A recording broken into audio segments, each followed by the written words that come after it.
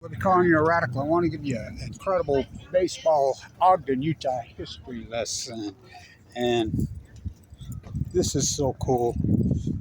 I mean, Baggett's done a great job with his wall of fame, but I got to show you this. This is one of, people don't know he played in Ogden. Right here. Ernie Lombardi is one of the marquee players in the history of the game. The Ogden Gunners. Their field was up by the mouth of the canyon, from what I understand. So when we were kids, of course, everybody talk about your favorite players, whatever, the greatest player. We'd be Buckner, Russell,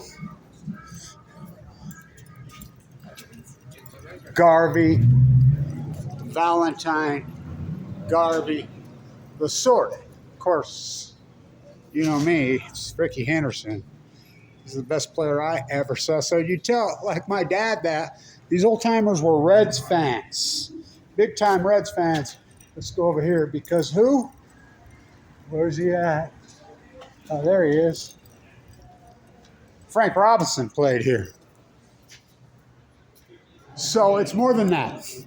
So Lombardi, 1939-1940 Cincinnati Red World Series. So he's been labeled by so many, what a marquee figure, as the slowest major league player in history. He played catcher, had a bat big time bat. He's a Hall of Famer. So he's from the Bay. He went to the same high school as Bill, the GOAT, Russell. And so, anyway, in 1939, there was a play at the plate.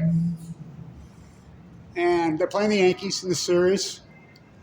And slide at the plate, and he didn't have a cup. He was catcher, and he got cleated right in the groin. Oh! And he's standing there, staggering, whatever.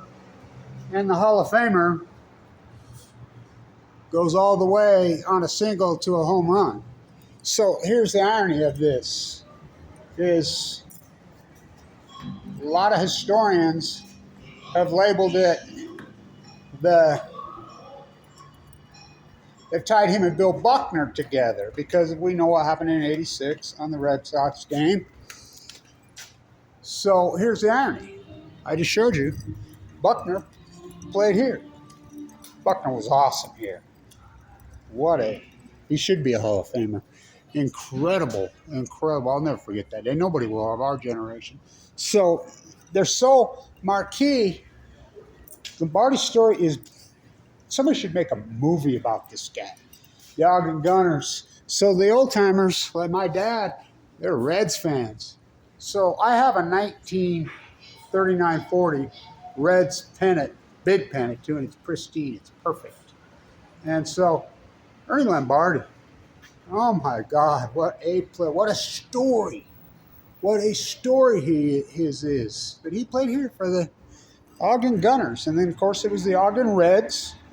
So these old timers, when I was a kid, they were hardcore Reds fans. I think they were the Gunners from like 1900 to 1929. Then they became the Ogden Reds. Of course, then the Dodgers, AA forever, and then they left, and it was the Swinging Ace. I have a bunch of cool Swinging Ace stuff from here down at John F. Lake. Stadium was on down here on wall. Of course, then they left.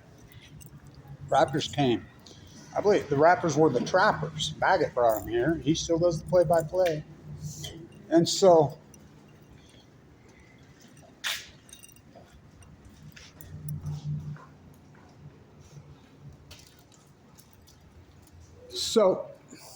somebody needs to make a movie.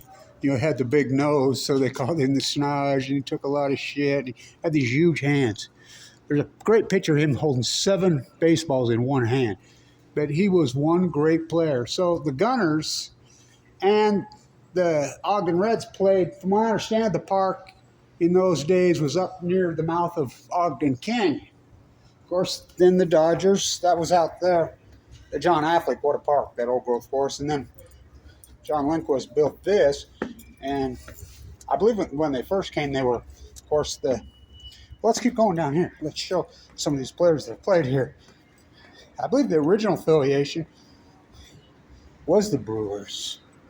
And they were Brewers for a while, and Dodgers, and I think back to Brewers, and something else, and back to Dodgers. And went on a run there for a while with some, oh yeah, Corey Seager. Whoa. Jock Peterson. Oh. I got a great story about Bellinger. My favorite that played here at this stadium was Ernie Jensen. He was a catcher. And one day they says, let's just play him at pitcher. He's still in the majors to this day. So Bellinger, I'm friends with Lanzarote and those guys, and they still, Lanzarote at least passed away. So they're still sitting up there. The old scout, he still takes care of the field. He's like 90. So Bellinger's host family, she's still sitting up there, he slid, separated his shoulder. She loaded him in the car and took him to the hospital. And so she always tells this story. He called his dad. His dad told him to suck it up and toughen up. You'll be fine with a separated shoulder. He was one, Cecil Fielder played here. Ben Sheets played here. So, in this stadium is a little over 20 years old. The Raptors fan, this is their 30th season. So I got to show you. D. Gordon played here. Oh yeah, what a player. So D. Gordon played here. We're the same. Jock Peterson. What a player he is. So good. So here's Cody. Everybody around here knows him. So I says, you ever send you anything? No. Everybody around here loves this guy. Rightfully so, but my favorite that ever played in this stadium is right here. Kenley Jansen. Still playing in the majors. He's a Red Sox now, I believe. So, but somebody needs to do a documentary.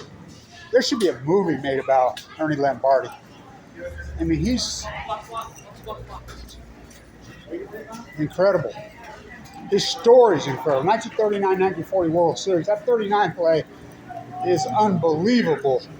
That story. And it ties to Buckner, which is the irony of the whole thing. Excuse me. And a snack. You're all right. So, the irony of Buckner, as I always say, all roads lead to Ogden.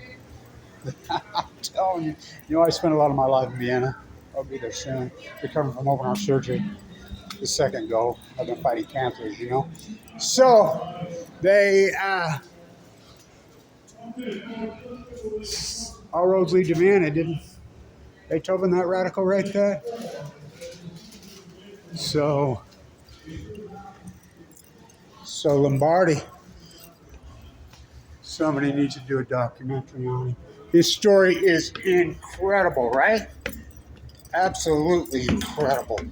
And so, him and Buckner, and they timed to that, but they won the series in 40. Remember, that was one of the greatest turnarounds in sports history.